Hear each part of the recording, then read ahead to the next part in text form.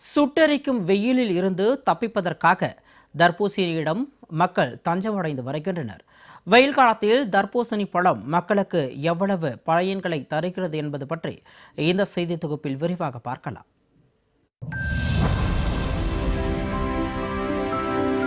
அக்னி நட்சத்திரம் தொடங்குவதற்கு முன்பாக தமிழகத்தில் வெயில் சுட்டெரித்து வருகிறது.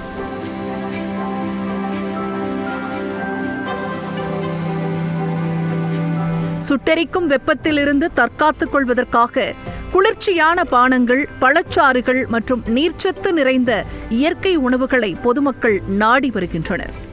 உடலுக்கு தேவையான நீர்ச்சத்தையும் உடனடி புத்துணர்ச்சியையும் அளிக்கும் தர்பூசணிக்கு அதிக முக்கியத்துவம் அளித்து வருகின்றனர்.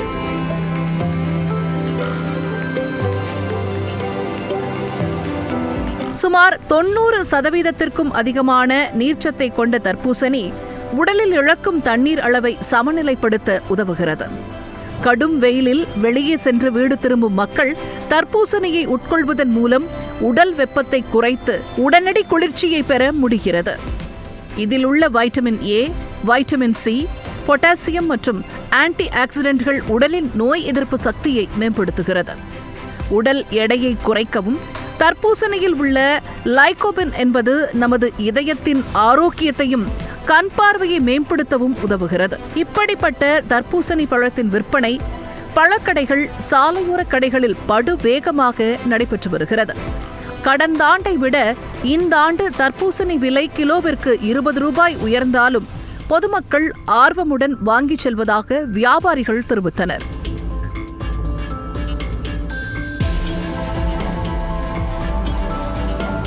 எப்படின்னா நிறைய பேர் வெயிலுக்கு தர்பூசணி ஜூஸு, அப்புறம் கிர்னி பழம் ஜூஸு, அப்புறம் மாம்பழம் ஜூஸு, எல்லா ஜூஸும் சாப்பிட்றாங்க. வெயில் ரொம்ப தாக்குதல் அதிகமாகுது. இப்போ பார்த்தீங்கன்னா போன வருஷத்தோட இந்த வருஷம் ரேட்டு ரொம்ப அதிகமாக இருக்குது. எங்களால் வாங்கிட்டு வியாபாரம் பண்ண முடியல.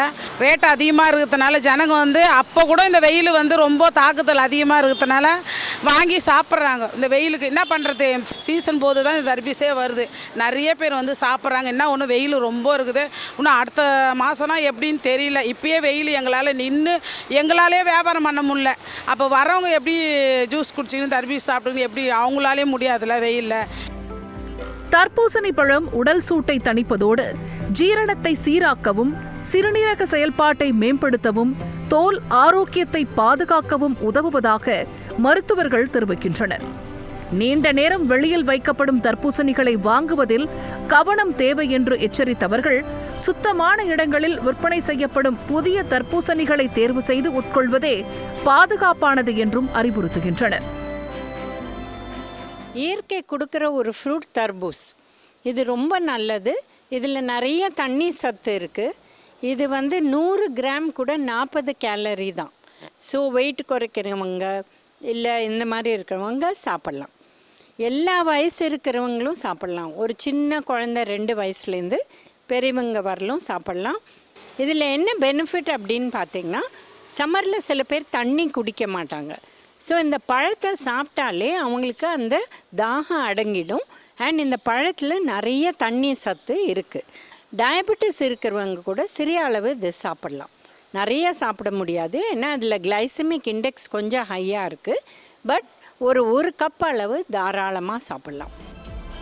பகல் நேரங்களில் தர்பூசணி பழத்தை தாராளமாக சாப்பிடலாம் என்றும், ஆனால் இரவு நேரங்களில் சாப்பிடுவதை தவிர்க்க வேண்டும் என்றும் அறிவுறுத்தியுள்ளனர். ஏனெனில் சில நேரங்களில் வயிறு சம்பந்தப்பட்ட கோளாறுகள் ஏற்பட வாய்ப்புள்ளதாகவும் மருத்துவர்கள் எச்சரிக்கின்றனர். வெயில் காலம் என்பது சவாலான பருவமாக இருந்தாலும் இயற்கை வழங்கும் தர்பூசணி போன்ற ஆரோக்கியமான உணவுகளை சரியாக பயன்படுத்தினால் உடலை குளிர்ச்சியாகவும் ஆரோக்கியமாகவும் வைத்திருக்க முடியும். கோடையை சமாளிக்க தர்பூசணி ஒரு சுவையான பழம் மட்டுமல்ல, உடலுக்கான இயற்கை பாதுகாப்பு கவசமும் கூட. ஜெயா பிளஸ் செய்திகளுக்காக ஒளிப்பதிவாளர் பத்மநாபனுடன் செய்தியாளர் முருகவேல்.